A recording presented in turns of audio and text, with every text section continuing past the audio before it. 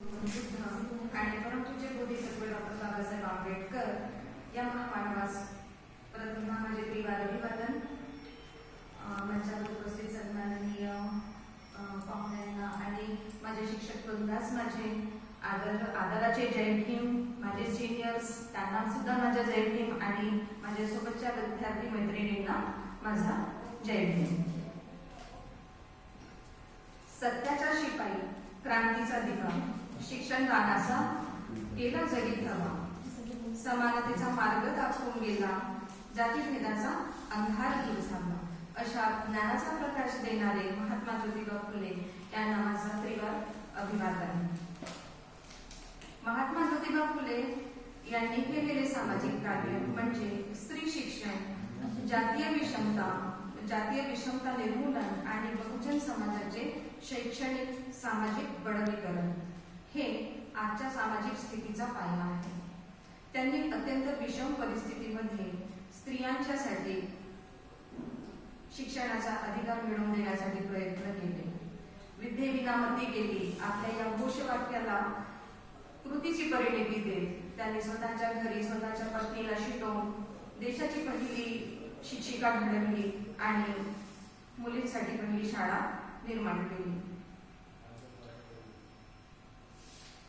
मुलींसाठी पहिली शाळा निर्माण करून त्यांनी स्त्रियांना शिक्षणाचा अधिकार प्राप्त करून दिला, जो पुढे डॉक्टर बाबासाहेब आंबेडकरांनी कायद्याच्या चौकटीत बसवून नागरिकांच्या मूलभूत हक्कांमध्ये समाविष्ट केला.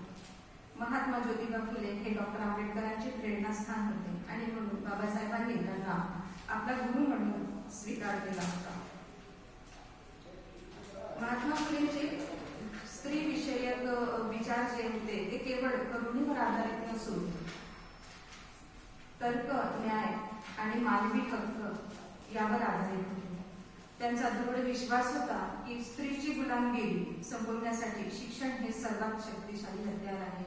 त्यांनी स्त्री आणि पुरुष यांना परस्पर मानले. सत्यशोधक समाजच्या तत्वज्ञानात स्त्री पुरुष समानतेवर त्यांनी भर दिला. विधवा पुनर्विवाह, कुमारी मातांचे संरक्षण यावर भर दिले आणि म्हणून हे स्त्रीच्या तिच्या शरीरावर हक्क सांगण्यासारखे होते जे त्यांनी सत्यशोधक समाजाच्या मार्फत दाखवून दिले. स्त्रियांच्या शैक्षणिक आणि सामाजिक दर्जा उंचावण्यासाठी केलेला त्यांचा संघर्ष आजही तितकाच प्रासंगिक आहे. आजही शैक्षणिक संधीतल्या तफावतीवर मात करणे आव्हानात्मक आहे. दररोज होणाऱ्या स्त्रीवरील हिंसाचाराविरुद्ध लढा देण्यासाठी त्यांचे विचार प्रेरणादायी ठरतात. धर्म, परंपरा यांच्या नावाखाली स्त्रीच्या शरीरावर होणारे नियंत्रण आजही चालूच आहे आणि म्हणून महात्मा फुले स्त्री प्रश्नाला केवळ स्त्री प्रश्न म्हणून नाही मांडत तर संपूर्ण सामाजिक रचनेचे मूलभूत प्रश्न त्यांनी मांडले आहे.